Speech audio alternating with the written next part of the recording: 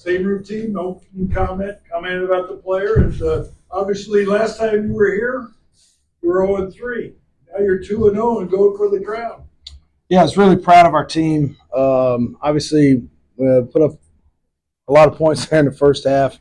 Shot the ball well from behind the arc. We knew they would make a run. You know, we were up 18 at half, but you look back to some of their games, even the game yesterday. You know, they're down double digits early. Then all of a sudden, you know, early in the second half, they're up double digits. Then all of a sudden, it's a close game. So with them, particularly with their pace of play, they can get back in the game in a hurry. Their two little guards, the point guards, are fast, like real fast. And so when they push it that hard in transition, you've got a lob threat and the big fella, athletes on the wings. You can make runs and go on runs in a hurry. And so I think just between the run they made, obviously Jalen Counter, our guard, goes down there in the first half. I was just proud of our team for kind of fighting through some adversity. You know, we're playing different kinds of lineups there in the second half that we haven't really worked on in the last couple of weeks. And guys were alert to what we were doing and not having plays where we didn't know what we were doing, having defensive breakdowns. There were a couple where I thought we guarded really well and they just made them.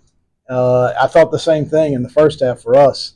You know, I thought where they guarded fairly well and we made a tough shot. But really, really proud of the guy beside me playing all 40 minutes is in a game that's that high octane's hard. But he drives our team spirit, our winning. Had the best plus minus of our team yesterday. Had the second best, I think, today, plus minus of our team. So it takes guys like this. Obviously, you need guys like Esau Mustafa that can get a double-double. You need a Justin Porter and get 26 on 12 shots. But you got to have guys like this right here, too, that help drive winning. Questions? Justin, coaches can tell us a lot, but players out on the court, what was that second half like? Because just watching it, it sure seemed like you were saying high octane, physical. Just what was that second half like? Yes, sir. It was the best way I could put it is just a good basketball game. Like, it was a high level basketball game. You got two good teams. South Florida, a really good team. You know, Middle Tennessee, another really good team. Just good basketball. Like you said, the physicality of it. But that's one of our focuses, like on and off the court. Just be a physical guy, mentally, physically. You know, just be a guy that can get it done. And, you know, on that Middle Tennessee team, we just got guys who can get it done. So that second half was it was a lot. But when you got a team like Middle Tennessee, like in us, so it's just a bunch of guys just putting together a great half. You know, like we had a lot of stuff thrown at us, but at the end of the day, we just stuck together and just executed what we do every day and just stayed with our pace. Coach, at one point early in the second half, I was looking at the stats, and South Florida at that point was shooting about 53%. Yep. They trailed by 19. Did you have a feeling that, like, okay, this league can't? I mean, if they're going to keep playing like this, at some point, it's going to get closer. I'm sure they were saying the same thing on the other side. Like, man, we're shooting the ball well, and you look up. But at the same time, after they had made a little bit of a run, we're saying the same thing. You know, we're shooting the ball really well, and it's 6.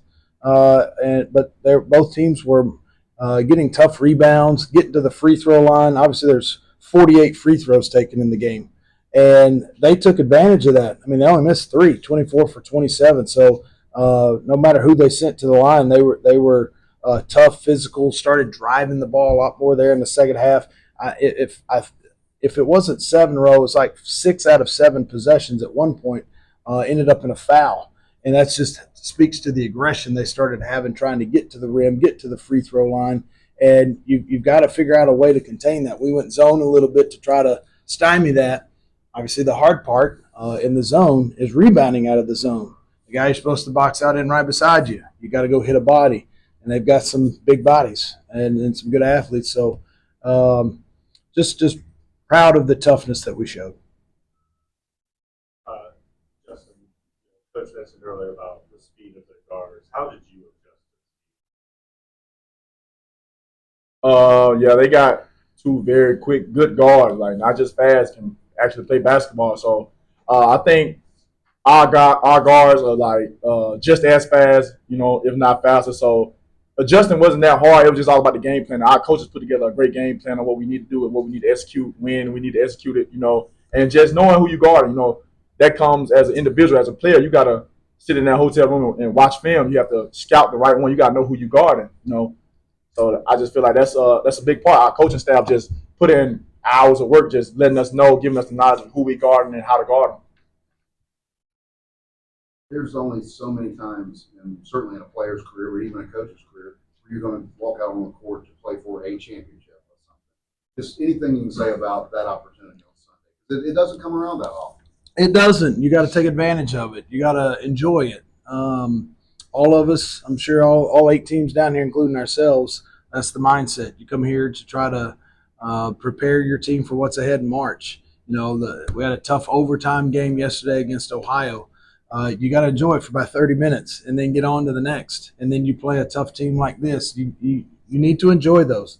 Beating teams like South Florida is hard, but so is beating Bradley or Wright State, whoever else we got. So learning how to enjoy it in the moment and also learning how to refocus to beat the next team, because that's the idea, is to come down here and leave with a trophy.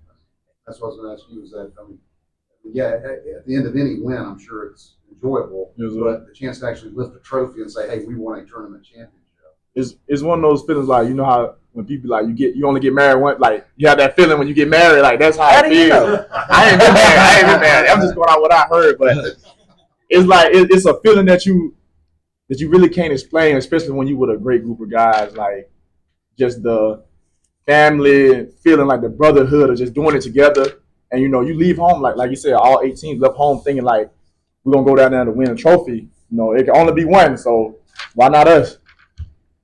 I would like to say before we leave just that we all continue to remember Amir and his family and the folks at South Florida. That was a hard deal. What their coaches and players have went through, what they're continuing to battle through, is kind of hard to wrap your mind around. You know, so I think it's important that as we're enjoying this, and we are, you know, it's being on the flip side of that has got to be awfully tough. And so I think it's important that we all remember those folks in Tampa and the folks at South Florida and Amir and his family. Thank you. Thank you. Coach. Good job. Thank you, guys.